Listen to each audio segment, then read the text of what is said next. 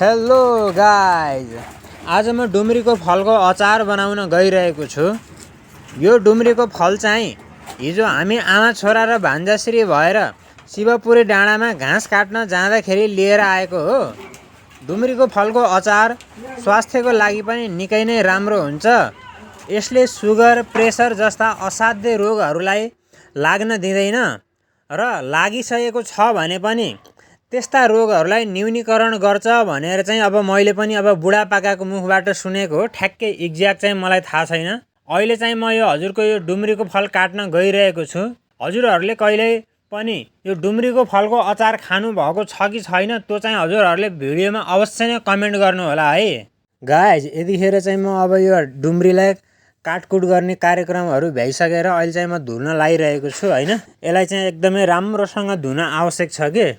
यसमा चाहिँ अलिकति भित्रपट्टि यो किराहरू पनि हुन्छन् हैन। त्यही कारणले गर्दाखेरि चाहिँ यसलाई चाहिँ अब 3-4 पटक धुल्नुपर्छ। त्यही भएर अहिले चाहिँ म यसलाई धोइरहेको छु। अब यसलाई चाहिँ म हजुरको यो चुलोमा बनेको आगोमा, यहाँ चुलोको आगोमा यसमा बसाल्न लागिरहेको छु। चुलोको आगोमा पकाएको यो खानेकुराहरूमा फेरि टेस्ट भनेकै अलग आउँछ के। यसमा अहिले चाहिँ म अब हजुरको नुन हाल्न लागिरहेको छु। नुनले चाहिँ के गर्छ भन्दाखेरि यसमा यो भएको यो अलिकति यो कडवाहट हुन्छ नि, अलिकति यो तितोपना, टर्रोपना यसको यो त्यसलाई हटाउँछ। अनि यो बेसारले चाहिँ हजुरहरूको के गर्छ भन्दाखेरि यसमा भएको यो ब्याक्टेरियाहरूलाई मार्छ के, ब्याक्टेरियाहरूलाई हटाउँछ। अब चाहिँ हामी यसलाई थालले ढाके यसलाई एकछिन मजाले पाक्न दिउँ है त। अब चाहिँ यो केही समयको लागि अब यो डुम्री बाफिउन्जेल हामी चाहिँ अब यो मसला तयार गर्छौँ हैन। मसलाको लागि चाहिँ सबभन्दा पहिला यो मिक्सरमा 2टा खुर्सानी, लसुन र अदुवा, अनि जिरा, धनियाँ, अनि अलिकति यो घराएसी यो लोकल टमाटर राखेर अब यसलाई चाहिँ अब केही समय मिक्सरमा ग्राइन्ड गर्नुपर्छ हैन। अहिले चाहिँ हाम्रो यो अब यो उस पनि ग्राइन्ड भइसकेको छ, यो मसला पनि। अहिले चाहिँ हाम्रो यो मसला तयार भइसकेपछि यस्तो देखिएको छ, हेर्न सक्नुहुन्छ। र अहिले चाहिँ म अब प्याज काट्ने काम पनि अब सम्पन्न गरेर भइसकेको छ हैन। हाम्रो प्याज पनि काटिसकेको छु है। अहिले चाहिँ हाम्रो मसलाहरू जति सबै रेडी भइसकेको छ यो अचारको लागि चाहिने। यतिखेर चाहिँ म अब यो बोइल गरेको यो उसलाई डुम्रीलाई यो धोइरहेको छु हैन। यसमा चाहिँ यहाँ अब आलुहरू पनि राखिएको छ।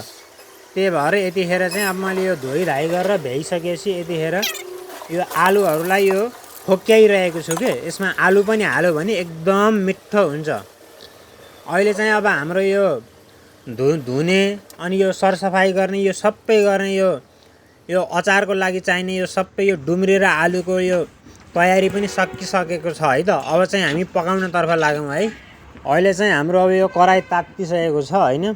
त्यही भएर म मजाले तोरीको तेल हाल्दैछु। यो तोरीको तेलमा पकाएको फेरि अझै मिठो हुन्छ के। अहिले चाहिँ हाम्रो यो तेल पनि तात्तिसकेको हुनाले यसमा म मेथीको दानाहरू हाल्दैछु हैन। अहिले हाम्रो यो मेथीको दाना पनि एकदम रेडी भइसकेको छ। यसमा म प्याज राख्दैछु। अहिले यो प्याज पनि एकदम रेडी भइसकेको हुनाले यसमा म हामीले बनाएको त्यो मसला थियो नि हो, त्यो मसलालाई हाल्दैछु। यो मसला हालिसकेपछि चाहिँ नि यसलाई मजाले चलाएर यसमा अलिकति नुन र अलिकति बेसार पनि म हालिरहेको छु हैन। यो हालिसकेपछि अब चाहिँ के गर्नुपर्छ भन्दाखेरि यसलाई एकछिन मजाले के गर्नुपर्छ, पाक्न दिनुपर्छ के। र अहिले यो हाम्रो यो पाकिसकेको छ। त्यही भएर अहिले चाहिँ म यसमा यो हाम्रो यो बोइल गरेको यो आलु र यो के भन्छन् गरे डुम्रीलाई म हालिरहेको छु हैन। अब यो एकछिन मजाले पाक्छ। पाकिसकेपछि बल्ल यसलाई निकाल्नुपर्छ है। अहिले चाहिँ हाम्रो यो डुम्रीको अचार यो पाकिसकेको छ हैन। त्यही भएर यसलाई म उतारिरहेको छु। आहा, हेर्नुहोस् त कति राम्रो देखिएको, कति मिठो बास्ना आहा के। अब हजुरहरूलाई त अब भिडियोमा थाहा भएन होला, तर वाकै मिठो बास्ना आहा। यसमा चाहिँ अब म यो मसिना काटेका प्याजहरू हाल्दैछु हैन। अब यो मसिनो काटेको प्याजहरू हालेर यसलाई राम्रोसँग चलाइसकेपछि फेरि यसमा के गर्दैछु भन्दाखेरि चुक अलिकति यो 2 ढक्कन जति यो चुक हाल्दैछु। अब चाहिँ एकदम फुल रेडी भइसकेको छ। अब यसलाई अलिकति साँझ भइसकेपछि यो भातसँग हामी खान्छौँ है। त्यतिखेर म हजुरहरूलाई देखाउँछु फेरि। कृष्ण, कस्तो छ अचार यो डुम्रीको अचार? मिठो छ खाएको खाइ गरे है